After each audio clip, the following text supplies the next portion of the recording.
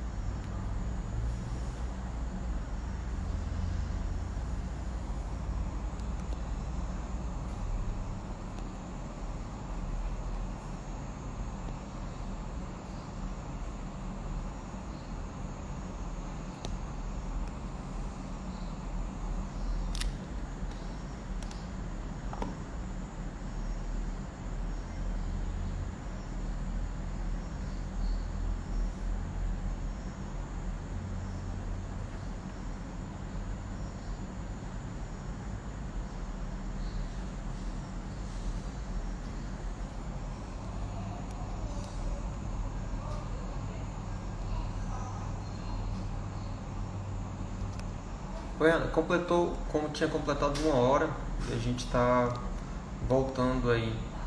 Manda as perguntas aí, pessoal. Quem tiver alguma dúvida, quiser fazer um comentário, o André vai já voltar aí, ele vai fazer as considerações dele.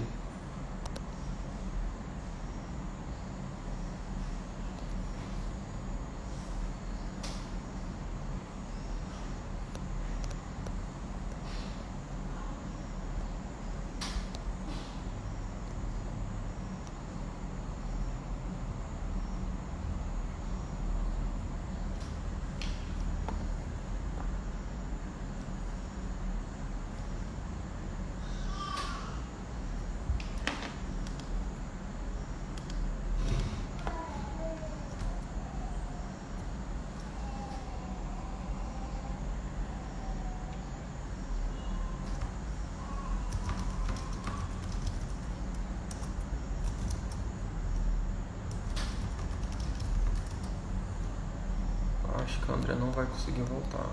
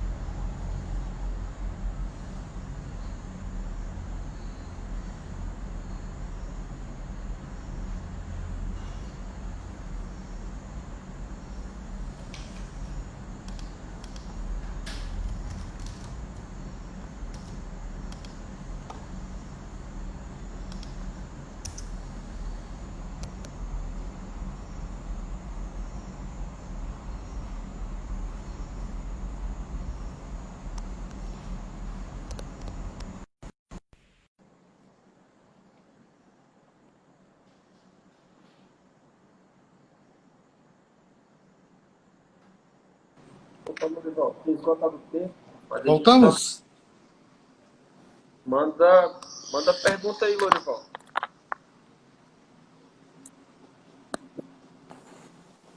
Baixar a cadeira de novo. Pronto, André. Segue o teu raciocínio. Eu queria voltar só um ponto eu vou falar em 30 segundos. Nós falamos um pouco de propósito, que a palavra já está um pouco cansada, e o pessoal está prostituindo um pouco o uso da palavra e tal. Mas eu queria citar um autor que chama Joy Rayman. Joy é J-O-E, Rayman, R-A-I-M-A-N. E ele escreveu um livro chamado Propósito. Só isso. Não é o propósito, não é nada. E não tem nada a ver com esse propósito aí do mundo mais esotérico, não sei o que lá. É o propósito dentro de uma visão mais de atuação realmente como prestador de serviço. Ele conta muitos cases de advogados, cases de consultores, de McDonald's, não sei o que lá. Então acho que é muito rico se o advogado puder ler esse livro. Joy, J-O-E, Rayman, chama a propósito. Isso é uma coisa muito legal. sobre o mundo online, né, que o advogado agora tem que aprender a vender de forma online. Então, o advogado tem que, de alguma forma, buscar se conectar com o mundo online. Não tem jeito, a gente falou, não tem saída, isso não tem mais volta, mas o quanto ele pode ser generoso transferindo o seu conhecimento dentro desse mundo. Seja num site, no blog, como você falou, seja nas mídias sociais, o quanto mais ele se expõe, mostrando o quanto ele pode distribuir do seu conhecimento, mais ele gera relacionamento. E aí a gente tem duas ferramentas principais. A primeira é o seguinte, é um serviço de e-mail. O e-mail pode ser antigo, pode ser uma coisa lá da década de 90, não sei o que lá, mas ainda é a melhor ferramenta para você, aí sim, bater na porta do seu potencial cliente. A mídia social é ele batendo na sua porta. O e-mail é você batendo na porta dele. E agora tem uma ferramenta mais poderosa ainda, que é o WhatsApp. Se você puder distribuir conteúdos, mas conteúdos inteligentes, né? Não é conteúdo rasinho ali, aquele conteúdo que qualquer advogado de primeiro ano faria. Conteúdo um pouco mais aprofundado. O WhatsApp é sensacional. Se você tiver lá uma lista de transmissão onde você aglutina várias pessoas e manda para várias pessoas ao mesmo tempo, você consegue ter um alcance impressionante. Impressionante, tá?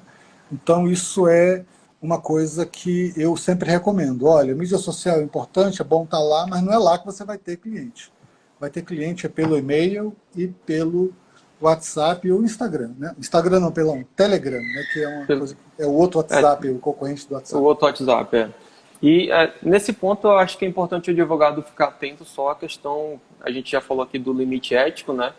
Que é não ficar disparando mensagem aí, vamos dizer assim, adoidado para todo mundo, né? Tem que respeitar lá o limitezinho de ser para os seus próprios clientes, mas com isso ele termina fazendo um trabalho, vamos dizer assim, de brand, né? Quase, que ele está ali sempre sendo visto, sendo lembrado, e aí aquela pessoa vai fazer uma indicação, ou ela vai ter um novo problema mais na frente, e você sendo lembrado, lógico que ela vai te buscar, né? Se você já resolveu um problema para ela, já conhece a pessoa, você está ali na cabeça dela martelando todo dia.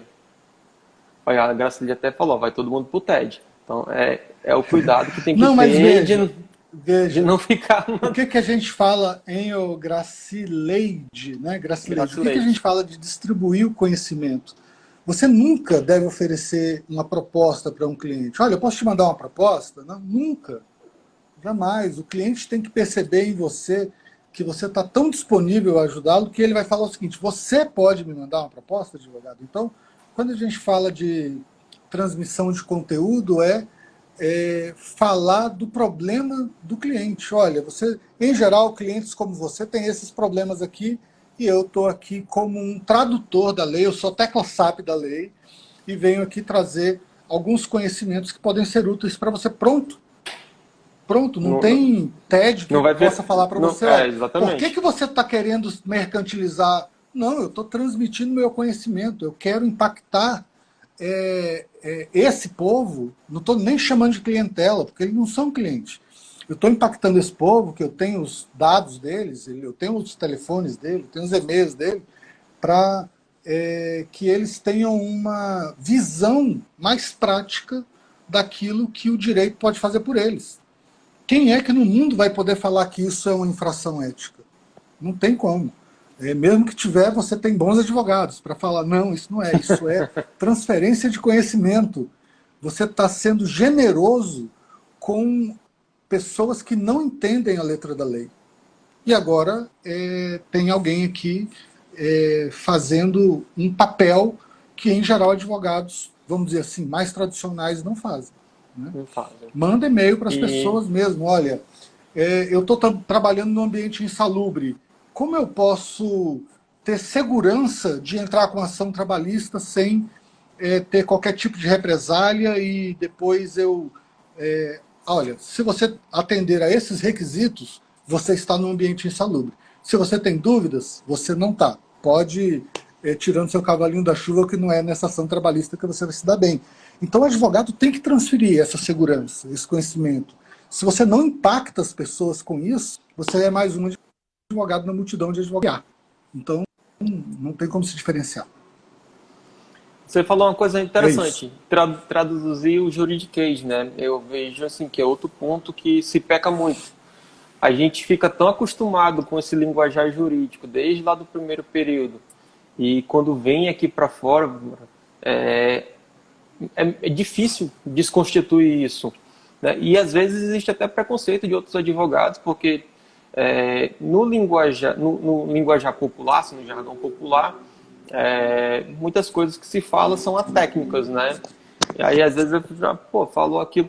Não, mas acontece que eu não estava tentando ser técnico, eu estava tentando transferir uma informação. E para eu transferir a informação eu preciso mudar a minha linguagem. Como que vocês trabalham essa mentalidade e para botar isso para funcionar de verdade? Rapaz, você sabe que hoje está sendo discutido um conceito chamado legal design. Sim. Eu não sei se vocês já ouviram falar disso, mas eu usar técnicas de um negócio chamado design thinking, que é o seguinte, olha, como é que eu transmito conteúdos mais complexos de formas mais simples e usando alguns elementos de design até para facilitar a comunicação. Aí a gente fala, bom, quem é tradicionalista gosta de usar termos em latim, gosta de fazer realmente um rebuscamento ali, uma peça rebuscada, e hoje em dia as pessoas estão falando de legal design. Ou seja, é uma coisa que tem advogado que não sabe nem o que é, não sabe se é para passar no cabelo ou na pele, né? Isso é coisa de advogado. Pensa uma peça jurídica, um contrato com elementos de design ali, com figuras ao invés de letras. Então, para o advogado, ele olha isso e fala, modinha nada. Tem um monte de escritórios de advocacia usando isso como diferencial. Ou seja, qual é a melhor linguagem? É a linguagem que faz a sua comunicação ficar mais clara e impactante. Essa é a melhor linguagem. A linguagem tradicional pode ser entendida, sim. Olha, se você estiver falando com um jurista, talvez. Se você estiver falando com seu cliente, jamais. Então, se você quiser realmente impactar as pessoas para quem você vai trabalhar ou trabalha de um jeito diferente, procure sobre um conceito chamado legal design. Ele desconstrói essa coisa de, não, a gente tem que ser ali, não pode perder o tradicionalismo do direito, porque o médico usa a linguagem dele lá, não sei o que lá, fala também de doença. Gente, olha, o mundo mudou e mudou faz tempo. Quem não se adapta vai ficar na beira do caminho. E eu acho que, principalmente o advogado jovem, tem uma oportunidade danada de usar esses elementos mais atuais e ir direto ao ponto, ser simples, ser mais impactante, usar realmente... Por exemplo, hoje em dia tem ferramentas que fazem um contrato para você. Você só vai colocando ali o objeto, partes, não sei o que lá, paga R$170, ele cospe um contrato já. Tem ferramenta que você manda o contrato na mesma hora para o cara assinar digitalmente. Paga zero. Paga zero. Ele fala, olha, ele recebeu o e-mail, ele já visualizou o e-mail 3 vezes, ele assinou não só agora 3 o contrato vezes, digitalmente. Né? Ele não diz só 3 vezes, Não, mas ele viu na segunda, tal hora, ele viu na terça, tal hora, ele viu na quarta, tal hora. Então, e o advogado está querendo cobrar a tabela do AB para fazer contrato. Ele pode cobrar, mas tem gente que já está a anos-luz de distância. Não é por aí que você se diferencia. Você tem que se diferenciar de uma outra forma. Achar realmente coisas mais atuais para você casar com elas, não brigar com elas, como foi no processo eletrônico, sabe? Você tem que casar com Exatamente. ela. Não adianta brigar. Se você brigar, você vai perder tempo. Essa questão do design aí, o pessoal tem que fazer um Empretec para ter uma pílulazinha do que é o design thinking, né? E aí dá para aprofundar. Tem muita coisa, tem muita coisa dentro disso, né? O legal design, tem algumas pessoas falando em visual design jurídico, tem muita coisa acontecendo nessa tem seara. O design thinking, tem o legal design, o visual, o visual legal, né, como eles chamam. Né? Então, assim, exatamente. uma coisa puxa a outra. O nascedor é o design thinking. Design thinking é eu vou pensar como o meu cliente pensa e colocar elementos de comunicação mais impactantes. Ponto. O legal design, ele bebe nessa fonte do design thinking. A fonte principal é essa. E aí ele fala, ok, agora eu tenho um monte de instrumentos jurídicos. Como é que eu faço uma comunicação mais simples e mais impactante, utilizando até a forma de falar? Veja, o ônus, isso é uma coisa que todo mundo precisa entender, gente. O ônus da comunicação é sempre do emissor. Todos os profissionais de comunicação aprendem isso no primeiro dia de aula. Se eu estou falando uma coisa aqui com vocês e vocês não estão entendendo, não estão alcançando, a culpa não é de vocês. Eu tomo para mim como a minha responsabilidade principal de falar o seguinte, eu tenho que me adaptar ao ponto de estar tão claro para vocês que vocês não terão mais dúvidas naquilo que eu estou falando. Eu tomo isso como um ônus meu, é meu papel, minha responsabilidade. A gente fala, que às vezes eu falo com o meu cliente, ele parece que é burro. Não sei o que lá. Gente, como é que o burro se comunica? Então eu tenho que ir de acordo com esse... Por isso que fala tanto de empatia e tal, no mundo do legal design. Eu vou me comunicar exatamente do jeito que o outro lá vai entender, só que de um jeito impactante. Estuda PNL, André? Você estuda PNL? Estudo. Já fiz isso no passado. Já. Tem eu não sei se é uma frase, agora me falha assim, mas vamos dizer que seja um conceito interessante da PNL, que é a comunicação, a responsabilidade de quem está falando, né? Então, se eu quero me fazer entender, a responsabilidade é minha. E não presumir que a pessoa vai entender aquilo que eu estou dizendo. Deixa eu... Eu não, né? Respondi uma questão aí já. Ó. Alguém perguntou assim, qual é a ferramenta que usa para saber que uma pessoa se foi visualizado? Se a gente está falando de contratos, existem pelo menos umas 10 ferramentas de assinatura de contrato online, inclusive da própria OAB. Se você quiser saber se um cliente abriu o e-mail ou não, isso, aí tem ferramentas de e-mail, que é bem legal. Uma que eu recomendo sempre, não ganha um royalties, deveria, chama Mailchimp. Chimp de chimpanzé mesmo, sabe? Você manda o e-mail para a pessoa e ela te diz lá se ele abriu, se ele deletou, que horas que ele abriu, quantas vezes ele abriu. É um negócio do Demos, não é de Deus, não. E legal que essa ferramenta aí dá até para fazer uma sequência de e-mails, né? O cara abriu, não respondeu, dá para mandar um outro e-mail para ele automático. Dizer, ei, meu amigo, responde aí. Ó, o Márcio perguntou aqui do cartão digital. Qual que é a tua opinião? O cartão o quê? De crédito? Que cartão? Não entendi deve ser o cartão de visita. Acredito que seja o cartão de visita. Cartão de visita, gente, pelo amor de Deus, isso aí já é mais velho do que andar para frente. Você não tem um cartão virtual, perdeu. Você tem que ter um cartão virtual imediatamente. E outro, não pode ser aquele cartão virtual igual aqueles cartões virtuais de dentista, né? Coloca aqueles ícones grandões, uma mulher sorrindo. É um cartão virtual elegante, sabe? Algo que o cliente olha. A gente sempre fala o seguinte, olha, como é que eu posso me diferenciar? Eu tenho que me diferenciar na hora que eu estou falando, na hora que eu aperto a mão de alguém, na hora que eu dou o cartão. A gente tem que tentar se diferenciar em tudo, gente, em tudo. Se eu tenho um cartão com a balancinha lá do direito, poxa, não me diferencio, né? Todo mundo usa isso. A gente tem que realmente ter coisas, elementos para mostrar que a gente veio para fazer a diferença. E sabe que uma coisa que eu acho bem legal, André, em relação ao cartão virtual, é porque ele já é uma desculpa para eu pegar o contato da pessoa. Então ele me chegou, tô com uma dúvida aqui, me dá o teu cartão. Eu falo, cara, me dá o teu telefone que eu vou te mandar. Eu mandei para ele, já guardei qual é a dúvida, não vou fazer uma consulta ali na hora, né? Tipo, sei lá, o cara tá numa festa de família.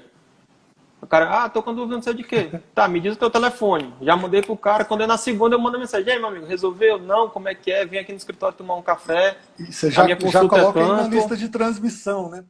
Já Pessoal, coloca... Outro dia eu estava falando com um escritório de advocacia que o camarada falou o seguinte, olha, como é que eu uso melhor o WhatsApp, né? E eu recomendei para usar o WhatsApp Business. Esse aqui, ó. Deixa eu ver se dá para mostrar. O WhatsApp Business. Ele é exatamente o WhatsApp, só que ele tem algumas funcionalidades. Você não perde nada quando você vira, e você pode colocar assim, olha, cliente novo, follow-up, acompanhamento, colocar um monte de marcas que você depois vai filtrando, porque tem muita gente que faz gestão pelo WhatsApp, né? E depois fica procurando lá, conversa no WhatsApp. Então São você as pode criar etiquetas, marcas né? no contato, as etiquetas. Você pode colocar marcas no contato ou marcas na conversa. E depois você filtra, olha, eu vou ver aqui tudo que eu tenho que fazer de acompanhamento. Falou, pum, aí ele mostra todas as conversas. Vale muito a pena. Eu fiz um. Lógico que é bem simplificado, né? Com o WhatsApp não dá para fazer isso de forma tão profissional, mas eu criei uma espécie de CRM dentro do meu. Então eu marco ali as tarefinhas que estão, e aí eu vou dando Olha aqui, lá, eu dou uma olhadinha o que tem o pendente Márcio falou para que vai complementar criar a um minha cartão agenda. virtual. O Márcio falou que vai fazer um cartão virtual para o cliente sentir até o cheiro. Isso aí, Márcio. Virtualmente, né? Você falou de CRM. Muita gente não sabe o que é CRM, hein? Não é Conselho Regional de Medicina, não, tá, gente? É uma abordagem, não é uma Deixa, ferramenta também, tão pouco. É uma abordagem de deixa eu falar duas negócios, coisas de então, André. relacionamento com o cliente. Diga. Es- Explica aí, então, CRM follow-up para o pessoal.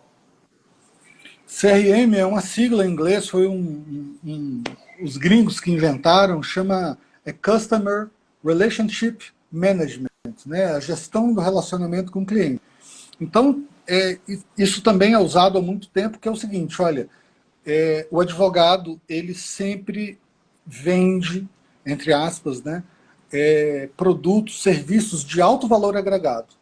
Como é que as pessoas compram algo que é tão especial de uma forma que passa no dia a dia dos advogados? A partir de relacionamento. Aí você entrou em contato com uma pessoa, passa 3 meses, você não lembra mais quem é aquela pessoa, o que eu tinha que mandar para ela, o que eu não tinha que mandar. O CRM ajuda você a sistematizar as relações. Eu coloco lá, essa pessoa, ela sei lá, é dona de uma padaria.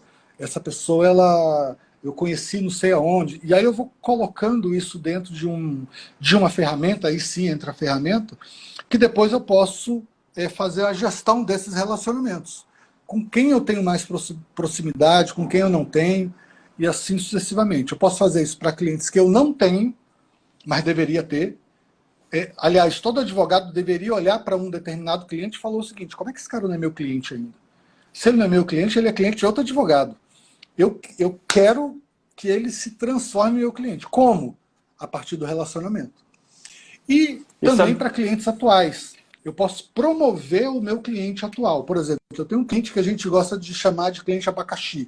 Trabalho muito, ele paga pouco. Como é que eu promovo esse cliente? Né? Vocês já pegaram avião da TAM? Você vai lá no avião da TAM, aí a primeira vez que você voa com a TAM, ele fala, olha, faça aqui o seu cadastro no nosso sistema de relacionamento, aí você ganha um cartão branco. Aí você voa umas 3, 4 vezes, aí você é promovido para o azul. Aí o azul já tem umas vantagens ali, você não precisa voar tanto para acumular pontos. Aí depois você vai para o vermelho, do vermelho você vai para o preto. Quando você tem clientes atuais, você tem que pensar igual essas empresas de relacionamento pensam. Como é que eu promovo o meu cliente? Olha, se eu faço, sei lá, trabalhista para ele, ele compra o tributário de outro escritório. Ele tem que perguntar para mim, não para outro cliente. Então eu vou procurando promover. Isso é o CRM. É promover clientes atuais e achar jeito de se relacionar com clientes que ainda não são seus. Tá? E follow-up é legal. a tradução do inglês, que é acompanhamento. Né? Eu tenho que fazer o quê? Segunda-feira, hoje é segunda, né? Sexta-feira, o que eu tenho que fazer com os meus clientes? Porque, assim, advogado ele é acostumado a cumprir prazo, não é verdade? Se eu tirar o prazo do advogado, sexta-feira, se não tiver um prazo, ele não sabe o que fazer. Fica perdido. Então, o follow-up é quando você não tem prazo. Quais são as coisas que você tem que fazer quando você não tem prazo? É o acompanhamento. Olha, eu tenho que ligar para fulano, eu tenho que visitar cicrano, eu tenho que mandar um cartão de visita virtual, eu tenho que mandar algum material impactante. Né? Por exemplo, Não. muita gente usa das notícias que saem nas mídias, né? jornalísticas para aprofundar. Então saiu lá uma decisão, olha, a MP 936 agora virou a lei 14.000 não sei quantas. O que você precisa saber disso? Então você pega essa notícia que saiu e coloca lá a sua análise. Porque o advogado é danado para fazer encaminhamento de coisas, né? Mas o cliente ele não quer ler de novo uma notícia, ele quer saber qual é o seu parecer, entre aspas, né? A sua recomendação a partir disso. Então, olha, Até a novela, MP André. 936, não é? Eu já vi um cara fazendo de novela. Então, ele era criminalista e era uma novela que tinha muitas tramas. E aí ele fazia... Ah, o caso tal da novela tal é crime, não é crime? Como é que prova aquele crime? Cara, bombava o blog dele. Entendeu? Então, ele pegava coisas do dia a dia das pessoas e levava para aquilo. Ó, falando de CRM, tem uma coisa que eu acho muito legal, a questão assim, de quanto que vale o teu cliente. Tanto o valor do cliente mesmo, né, a pessoa, quanto o valor financeiro. Quanto que vale esse cliente para ti? E aí, por exemplo, eu vejo muitas vezes a pessoa falar assim, esse cara ele vem aqui, faz uma ação, vai embora. E aí, por exemplo, aqui no meu escritório, sou previdenciarista, vou até dar dica para a concorrência aí agora. O que eu faço muito para o cara não ir embora? Os benefícios, principalmente por incapacidade, eles cessam, né? Eles têm uma data para encerrar. Então eu já falo pro cara, ó, a data tal vai encerrar, você quer que eu te ligue para te lembrar? A cara, quero. Ó, tu tem que arrumar a documentação assim. Então quando chega na data de cessar, no período de pedir o benefício de novo, eu já tô lá e o cara já sabe que eu vou ligar. Né? Então assim, ele já é cliente do escritório, eu não estou abordando ninguém na rua, não estou fazendo panfletagem de nada, e ele já autorizou que eu ligue. E ele já está com a documentação toda organizada. Então, aí eu chego, já para fazer o pedido administrativo, o cara está com o documento tudo ok. Né? Então, também como é um jeito de você manter esse cliente para sempre, né? Isso é uma, né? Existem várias formas. E aí que é legal de pensar o relacionamento com o cliente, não só até ele chegar ao escritório, né? Mas o pós-vendas, vamos dizer assim. Então, a gente tem que pensar sempre em aprimorar o relacionamento. E se a gente tem uma ferramenta que ajuda, é mais sensacional ainda, né? Eu recomendo sempre 2 ferramentas de CRM, eu não sei se isso é muito longe da realidade de muitos advogados, mas é uma boa prática que a gente recomenda em qualquer escritório de qualquer tamanho. A primeira ferramenta, também a gente não ganha royalties, mas deveria, chama Pipe Drive, essa aqui, ó. Pipe Drive. Pipe Drive. É a melhor ferramenta de CRM para advogado. Só que ela é paga, tá bom? E ela não é barata. Não é tão barato, mas vale muito a pena porque isso se converte em contratos depois. E a outra é a HubSpot. Essa ela é as duas são muito gratuita. boas. É gratuita, ela tem algumas limitações ali, mas é gratuita e vale muito a pena você usar. A pergunta que você tem que sempre fazer é: qual é o próximo passo? Qual é o próximo passo? Você mesmo vai colocando prazos ali para você e atividades para você falar: qual é o próximo prazo para esse cliente ser meu? O que eu tenho que fazer? Eu tenho que marcar o que com ele? Eu tenho que escrever alguma coisa para ele? Eu tenho que pesquisar alguma coisa sobre ele? Não é? Então a gente sempre recomenda essas 2 ferramentas aí de CRM. Tá? Vale muito a pena usar. Legal, show. É isso. E também não se esqueçam de falar de legal design, que vale muito a pena para você criar impacto na comunicação. Legal, show. Tá me ouvindo? Travou aqui para mim. Estou te ouvindo. Eu vou encerrar aqui, que já deu 1h30, mas, cara, adorei conversar contigo, foi muito bom aqui. Quer deixar alguma mensagem final aí pro pessoal? Quer dizer alguma coisa? Não, eu só quero agradecer a oportunidade, é um prazer enorme. Eu, como acriano, estar falando para um público do Acre, é um orgulho danado pela terra. Muito obrigado a todos. Obrigado a Ana também, que ajudou, né, a gente a estar aí com vocês, nos indicou. E eu só tenho a agradecer. Muito obrigado. Entre lá no nosso site, Advoco Brasil. Vocês vão gostar do conteúdo exclusivo só para advogados. Responde essa última pergunta do Márcio, só para a gente fechar. Vai lá. Em ordem de prioridade para advogado, site, Instagram, Zap, Business. Rapaz, É difícil, né? Depende da estratégia. Então, depende da estratégia. Seu cliente vai... O site é sempre importante porque a gente chama isso de presença digital, né? É muito importante e meio que básico assim você ter um site. Mas, de novo, e o seu advogado vai estar lá, né? E o site que eu gosto de dizer para o pessoal, André, eu não sei se tu concorda, uma coisa que eu gosto de dizer para o pessoal é que não adianta ter aquele site estático, né? Tem que ter um blog. Tem que estar alimentando informação lá que é para o pessoal te achar no Google, porque senão não encontra. Então, se você não criar conteúdos inteligentes e impactantes, você vai ser um site igual a todos os outros sites do mundo, aí não dá. Beleza. André, muito obrigado, cara. Boa noite. E espero conversar mais contigo, hein?